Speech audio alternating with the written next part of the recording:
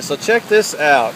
You got so much coming in from the 3 that is pushing the leaves and crud onto the mat, but it's pushing it so hard that it's actually starting to loop back.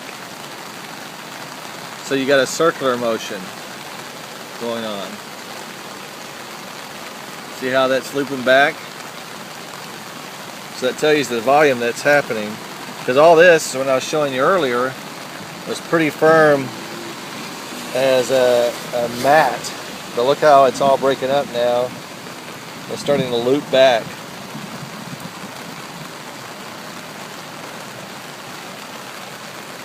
And you can tell it's raising down there. And there's the levels again.